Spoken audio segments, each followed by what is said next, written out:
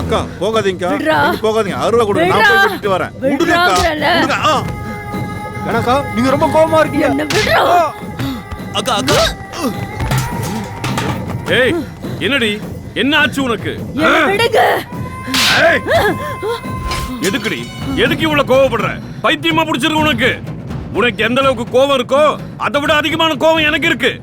உன் தம்பி எப்படி ஜெயில இருந்து கூட்டு வரணும்னு எனக்கு நல்லாவே தெரியும். அது வரைக்கும் சத்தமே வரக்கூடாது.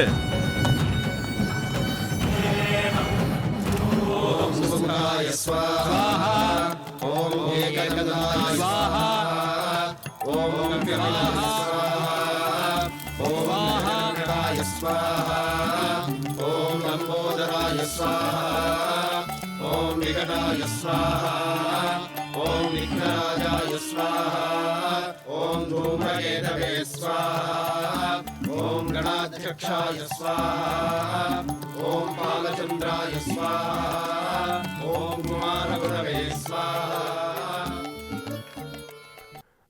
இஷ்டார்த்த சித்தி ரஸ்து. நாளைக்கு மதியம் 12 மணி 12 நிமிஷம் 12 நொடிக்கு நீங்க நாமினேஷன் ஃபைல் செஞ்சிடுங்க. அப்போ இந்த தடவை நான் கண்டிப்பா சிஎம் ஆடுவேனா சாமி? இவாளெல்லாம் இமாலய மலையில இருந்து வர வச்சு உங்க எதிரிகளோட சக்தியெல்லாம் ஒன்னா சேர்த்து இந்த சாம்பல்ல வச்சு எரிச்சிட்டோம் பாருங்க. நான் அதுக்கு மேல ஈசனை உட்கார வச்சிருக்கேன்னா பாத்துக்கோங்க.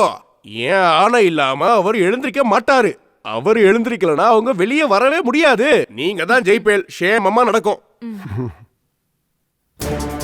அண்ணன் மகேந்திரகுமாருக்கு, அண்ணன் மகேந்திரகுமாருக்கு, அண்ணன் மகேந்திரகுமாருக்கு, அண்ணன் மகேந்திரகுமாருக்கு, அண்ணன் மகேந்திரகுமாருக்கு.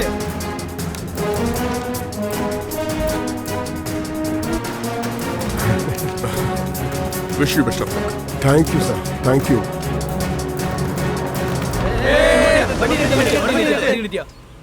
ஏய் என்னப்பா பிரச்சனை உனக்கு? விநாயகர் கல்யாணத்துக்கு 1000 பிரச்சனைங்கிற மாதிரி என்னப்பா உன் பிரச்சனை? ஹலோ மேடம், நாமினேஷன் பண்றதுக்கு நான் மட்டும் தனியா போறது அவ்வளவு நல்லது இல்லைன்னு எனக்கு தோணுது. உங்க பின்னால இவ்வளவு போலீஸ் இருக்கிறது உங்களுக்கு பவர், அதே மாதிரி என் பின்னால பப்ளிக் இருக்கிறது எனக்கு பவர். நீ சொல்றத கேட்க நான் இங்க வரல. எலெக்ஷன் நாமினேஷன் போடுறதுக்கு 2 கார் மேல யூஸ் பண்ண கூடாதுன்னு அஜெண்டால படிக்கலையா? எழுத படிக்க தெரிஞ்சிருந்தா நான் எதுக்காக அரசியலுக்கு வர போறேன்? Shut up. ரூல்ஸை ஃபாலோ பண்ணலனா என் பவரை யூஸ் பண்ண வேண்டி இருக்கும். கிளியர் தி வெஹிக்கிள்ஸ்.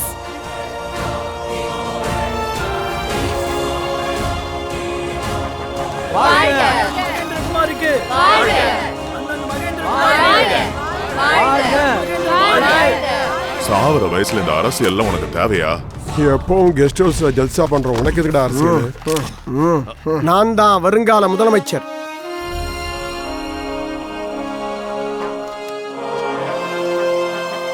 அண்ணன் விஸ்வநாதனுக்கு, அண்ணன் விஸ்வநாதனுக்கு, அண்ணன் விஸ்வநாதனுக்கு.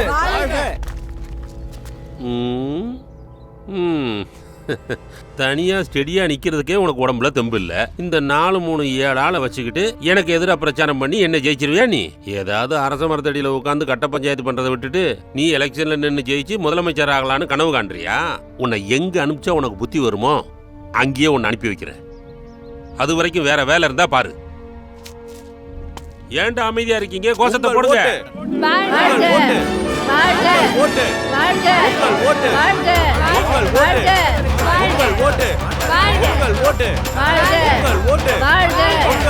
வாழ்க